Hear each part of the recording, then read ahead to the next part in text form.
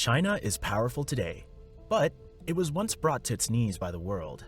This is the story of the Opium Wars, China's darkest century with immense suffering and endurance, and the long road toward becoming the world's biggest economy. For thousands of years, China was one of the most advanced civilizations on Earth. It invented paper, printing, gunpowder, and the compass. Its cities were large and wealthy. Its trade routes connected much of Asia. Chinese emperors ruled over a vast population and believed their empire was the natural center of the world. By the early 1800s, China was ruled by the Qing dynasty, and at that time, China was rich and stable. Chinese tea, silk, spices, and porcelain were prized across Europe. Foreign traders depended on China far more than China depended on them. This made Chinese leaders feel superior and secure. But the world outside China was changing rapidly. In Europe, the Industrial Revolution was transforming society. Factories produced goods at massive scale. Steam-powered ships crossed oceans faster than ever. Railroads moved soldiers and supplies quickly. European armies became more powerful each year. China, however, didn't modernize. Its leaders believed tradition was strength and saw no need to change. This belief became a dangerous weakness. Britain faced a growing problem.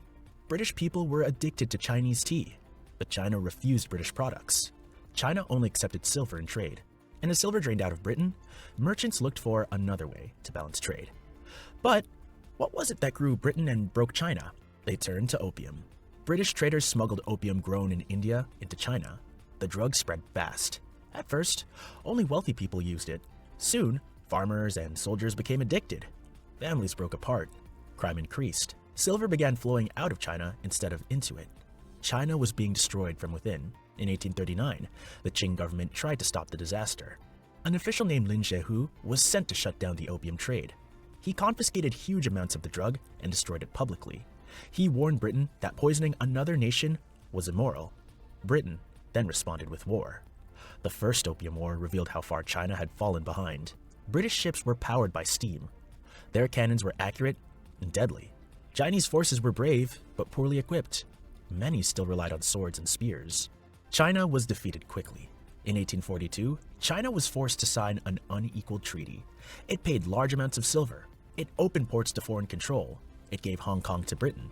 And even worse, foreign citizens were no longer subject to Chinese law. The humiliation didn't end there. More wars followed. During the Second Opium War, foreign armies marched into Beijing. The Summer Palace was looted and burned.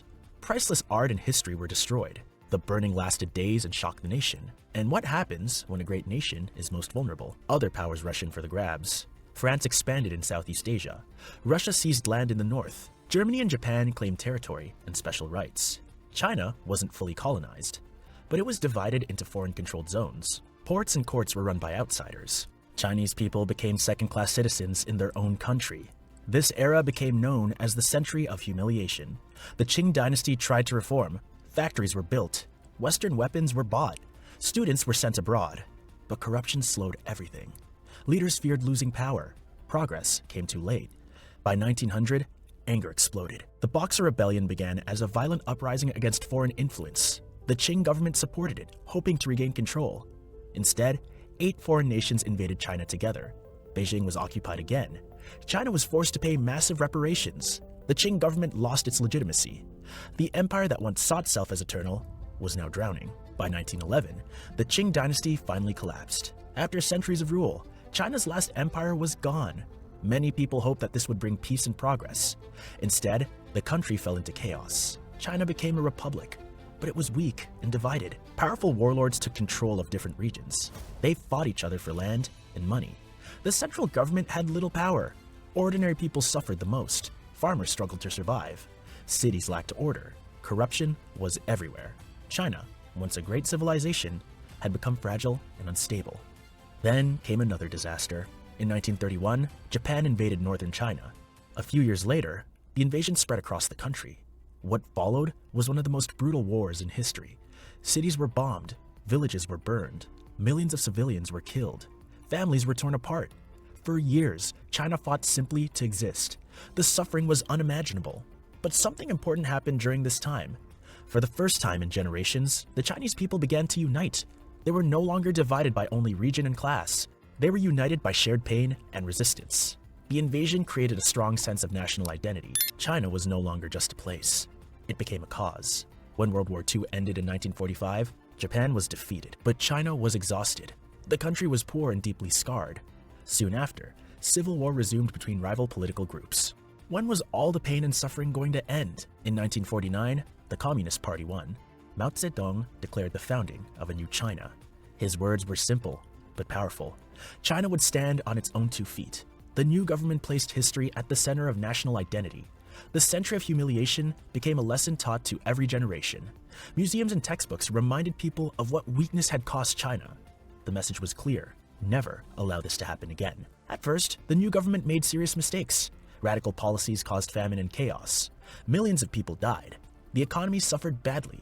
China remained poor and isolated from the world. But after Mao's death in 1976, everything changed. A new leader, Deng Xiaoping, believed survival required change. He didn't abandon Communist Party control, but he transformed how the economy worked. China opened itself to the world in a careful way. Private businesses were allowed. Foreign companies were invited to invest. Farmers were given more freedom. Markets were introduced. Factories were built. Trade expanded rapidly. This decision reshaped China's future. Millions of jobs were created. Cities grew faster than ever before. Coastal regions became manufacturing centers. China turned into the world's factory.